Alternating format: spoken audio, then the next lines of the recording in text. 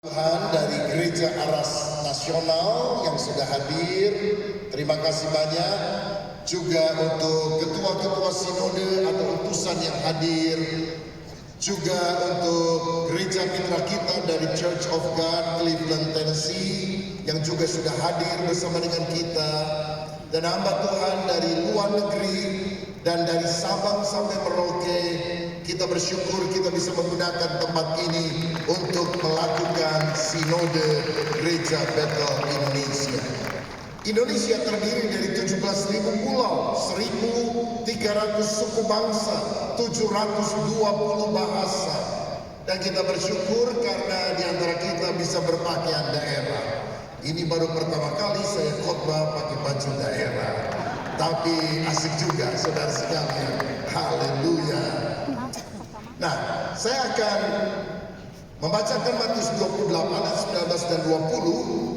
Sehati menuntaskan amanat agung. Saya akan bacakan dari Alkitab terjemahan baru edisi kedua, dan saya mendorong Bapak Ibu Saudara mulai menggunakan Alkitab terjemahan baru edisi kedua karena ada penyempurnaan kalimat yang akan lebih bisa dipahami oleh generasi masa kini. Dikatakan demikian, karena itu pergilah, jadikanlah semua bangsa muridku dan baptislah mereka dalam nama Bapa dan Anak dan Roh Kudus, dan ajarlah mereka melakukan segala sesuatu yang telah kuperintahkan kepadamu. Ketahuilah, aku menyertai kamu senantiasa sampai akhir zaman. Bapak Ibu dan Saudara, kita bisa melakukan sinode yang pertama setelah masa pandemi COVID yang menewaskan banyak orang. GBI sendiri mengalami banyak kehilangan karena dalam tempo 2 tahun saja, 2020 sampai 2022, pejabat Gereja Bethel Indonesia yang meninggal dunia, artinya pendeta, pendeta madya, pendeta pratama, lebih dari 500 orang. Dan ini kehilangan yang sangat besar bagi kita. Tetapi karena karya Roh Kudus, karena anugerah Tuhan, dalam periode ini kita bisa menanam hampir 1.000 gereja Tuhan. Tentu bukan kekuatan kita, tetapi semata-mata kebaikan Tuhan. Dan kita berdoa pada tahun 2033, 10 tahun dari sekarang, yaitu 2000 tahun peringatan amanat agung diberikan oleh Yesus. Pergilah, jadikan semua bangsa muridku. Maka kita berdoa agar amanat agung Yesus bisa dituntaskan dalam generasi ini, termasuk di dalamnya 10.000 gereja Bethel Indonesia bisa didirikan di Indonesia dan di seluruh dunia. Di tengah kehilangan yang membuat hati berduka, Tuhan memampukan kita membangun hampir 1.000 gereja. Ini menunjukkan adanya pengharapan di tengah kesulitan. Sehingga satu kata yang saya bisa sampaikan pada pembukaan sinode ini, Ebenezer. Sampai di sini Tuhan telah menolong kita. Dan Tuhan yang menolong kita pada hari yang lampau akan menolong kita hari ini. Dan Tuhan yang menolong kita hari ini pasti akan menolong kita terus sampai selamanya. Siapa yang percaya, berikan kemuliaan yang luar biasa untuk Tuhan. Nah, bagaimana supaya kita bisa melakukan amanat agung Yesus itu? Ada 2 hal yang saya mau bagikan hari ini. Pertama, kita harus menjangkau generasi muda. Khususnya di Indonesia, kita sedang mengalami bonus demografi sampai tahun 2030. Dan kalau ini dimanfaatkan 2045, Indonesia bukan hanya negara berkembang, tapi menjadi negara maju di dunia. Saudara, bonus demografi itu artinya angkatan produktif usia kerja itu jumlahnya 66% dibandingkan dengan usia yang tidak produktif, yaitu anak kecil dan lanjut usia yang hanya 34%. Bapak, Ibu dan Saudara sekalian, kenapa generasi muda harus dijangkau? Data statistik Indonesia menunjukkan 56% penduduk Indonesia berumur 40 tahun ke bawah. Berarti Indonesia mayoritasnya adalah generasi muda. Ada sebuah survei menunjukkan 85% orang percaya kepada Yesus sebelum berumur 15 tahun. Kalau orang bertobat setelah usianya 30 tahun, itu hanya 1 di antara 10.000. Makin tua makin keras hati. Dan hanya 1 di antara 750.000 orang yang bertobat setelah umur 75 tahun. Jadi kalau tadi malam kakek saudara bertobat pada usia 75 tahun, itu kemungkinannya 1 di antara 750.000 orang. Berarti dia adalah jenis manusia langka yang perlu dilestarikan. Makanya sejak usia muda kita harus jangkau mereka, kenalkan dengan Injil. Mazmur 71 ayat 18 memerintahkan agar kita memberitakan tentang Tuhan, memberitakan Injil ke the next generation dengan cara yang kreatif. Tahun ini telah dirilis sebuah film dokumenter Jesus Revolution.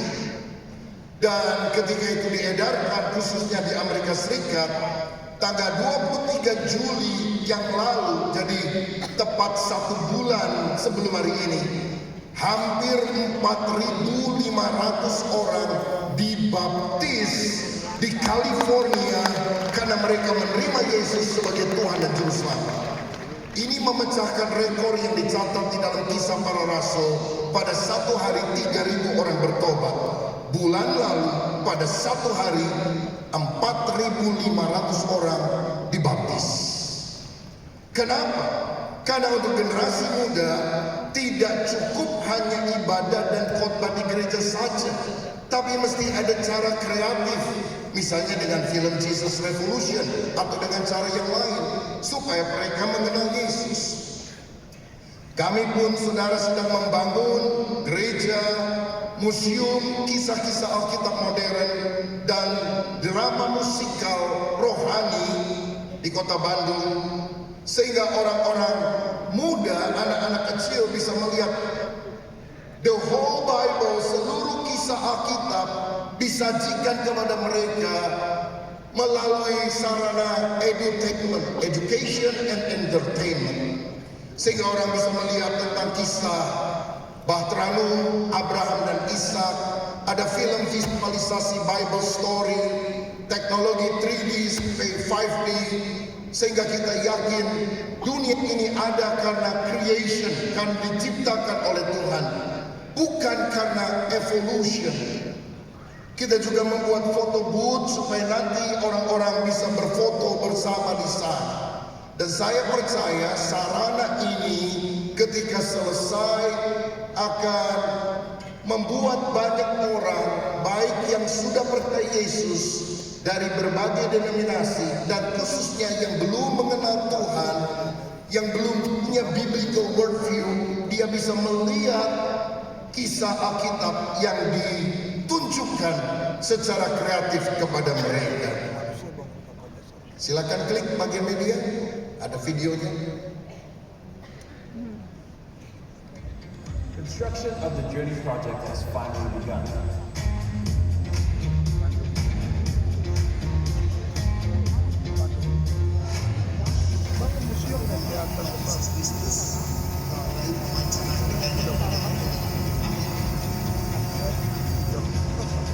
This complex will house a church, a concert hall, and also the first of its kind interactive Bible museum. We hope that this will be a place where the Bible will come to life and be a gateway for the next generation to experience the Bible, not just by reading, but by seeing and experiencing the Bible coming to life. Indonesia, with its population of over 270 million people, is the most populous Muslim country in the world. Strategically located in Bandung, in West Java, the home of the Sundanese people, the largest unreached people group in the world. The journey will be a new avenue for the gospel to reach the lost. Help support in prayer and come and participate in building the journey together with us. God bless you. Bangunan ini sedang dibangun dan izinnya sudah keluar. Izinnya adalah Gereja Bethel Indonesia.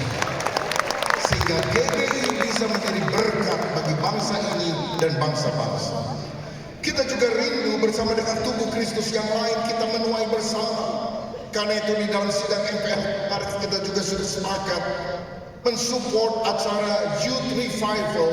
Minimal ada 5 denominasi bergabung bersama-sama untuk menargetkan 300 kota di Indonesia mengadakan ibadah untuk orang-orang muda secara oikumene supaya terjadi kegerakan rohani yang besar yang kita akan support supaya mereka mengalami Tuhan pada usia muda. Dan saya berharap anak-anak hamba Tuhan dari Gereja Bethel Indonesia didorong oleh para pengurus yang telah berperan aktif dalam kegerakan ini, sehingga kita akan memunculkan generasi yang cinta mati-matian kepada Yesus dan melayani Dia sebelum Dia datang untuk kali yang kedua. Haleluya. Dan yang kedua, yang terakhir yang kita perlu lakukan untuk menuntaskan amanat agung Yesus Kristus adalah mengutus pemberita Injil. Roma 10 ayat 14-15 kata, tetapi bagaimana orang dapat berseru kepada Dia yang belum mereka percaya? Bagaimana orang dapat percaya kepada Dia yang belum pernah mereka mendengar